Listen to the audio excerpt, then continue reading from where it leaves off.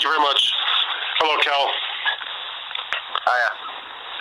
I wanted to ask you about your decision to stay as a welterweight and defend your title against Errol Spence. I know there was a lot of conversation. You mentioned it in January when we spoke in New York City at the Dujak James DeGale fight. That at the time you just weren't sure what you want to do. Maybe go to 154. Perhaps the fight with Amir Khan might get done. Whatever way you would decide to fight at. Perhaps you would return to 147 to defend the title against your mandatory Errol Spence. Can you just walk me through what ultimately was your decision-making process to finally say, you know what, I'm staying at 140. I'm going to go back to 147 and defend my world title?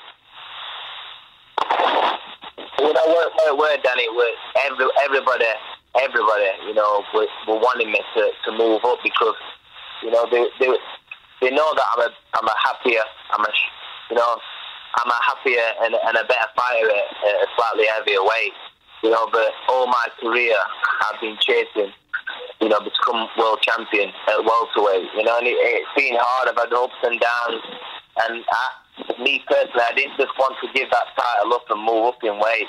You've got to come and take it away from me. If you get in there and you can beat me, you've earned the title off me, then you're welcome to it. But I just didn't want to just move up in weight without defending my world title. It took me a long time to get it done, and that's why I've had to put myself through it. It's been hard to make this welterweight limit, but the fact is, it's been a hard career, and nobody's just going to get the belt, without fighting me for it. Kell, what does it say about Spence that he's doing what you did? You came to America to win your title against an American fighter, although you didn't fight him in his hometown, but still made a long trip from London, or from Sheffield to Los Angeles, and now Errol Spence is traveling from the United States. He's in England already to get ready for your fight. What does it say about sort of the mentality that both of you have, that you were willing to come here to fight for your world title, that he's willing to go to your hometown and fight for a world title there? It just shows me that he believes in his ability. He's in the same position he was in. End of the day, it's just going to be me and him in the ring. Don't matter where it is. It's just going to be me and him. And he believes in his talent. And I know he's going to be up for it because when I was coming to fight post, and it was my first style challenge.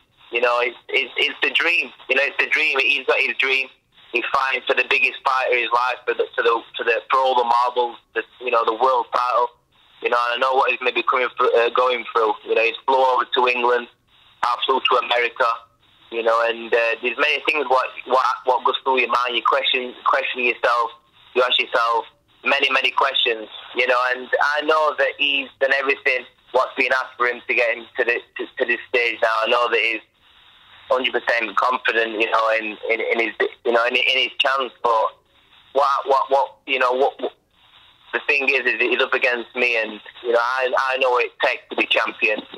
And like I said, I've defended it so many times, and I know it's going to be a hard fight. But I've also put myself through it. I know what it takes to be champion. I know what it takes to defend that title. So it's going to be one hell of a fight. It's the best fight of the best. So all I can say is it's going to be an amazing fight. I wanted to also ask Eddie a question. Eddie, are you still on the line? Yes, I'm here. Hey, Eddie, it's Dan.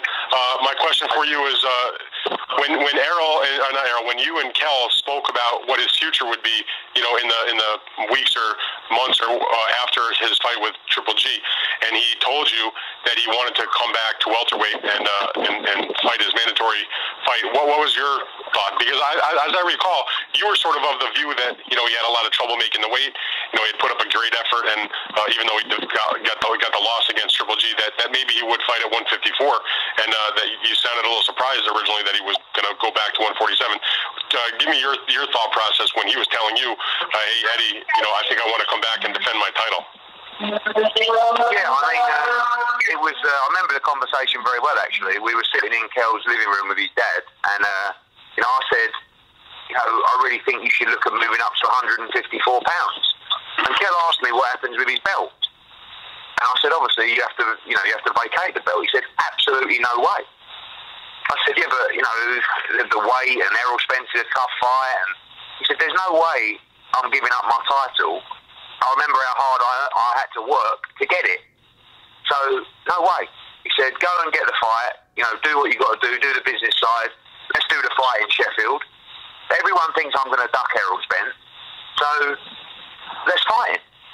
And the response from the British fans has been sensational because, of course, we know he stepped up to middleweight to fight Gennady Golovkin, and his very next fight, he's fighting probably the most feared welterweight in the world. So the fans and the profile through the Golovkin fight, the love for Kell Brook in this country is unbelievable. But Kell's changed a lot, Dan. We've been together a long time, and he's been immature in the past in his preparation, and the amount of times I've sat in his kitchen telling him he's got to do this, and sometimes it takes you a little bit longer to realise what you want in your life. And I think, Kell got away in the early part of his career because he's just so good. So he got away with sometimes preparing not quite how he should. That's all changed now. And what he's shown me in this fight is desire to make 147, but most importantly, desire to prove people wrong. And you can see that in his physique at the moment, the weight that he is at the moment. And when this kid gets a bit between his teeth, like he has now, I believe he's unbeatable at 147 pounds. It's going to be difficult to make the weight. When he refuels on fight night, he will be a beast in the ring. And I have to take my hat off to him because, like I said at the start of the call, before he joined, maybe the old school promoters and fighters would say, leave Errol Spence alone. He's not that well known in the UK, and he's very, very good. Let's move up. Let's have a nice name at 154 pounds, Miguel Cotto, someone like that. But no, Kell's response was, give me the young lion and let me slay him. Eddie, just tell me approximately when you had that conversation with Kell and his father in the kitchen that you mentioned when he told you he didn't want to give up the title. Approximately how long after the Triple G fight was that? Do you know what month that was? It was probably in about January or February or something like that. It was just before the negotiations were called with the IBF. We had to give the IBF a decision. Do we want to vacate the belt or do we want to fight Errol Spence? And there was never any doubt in Kell Brook at all. Wasn't even up for discussion.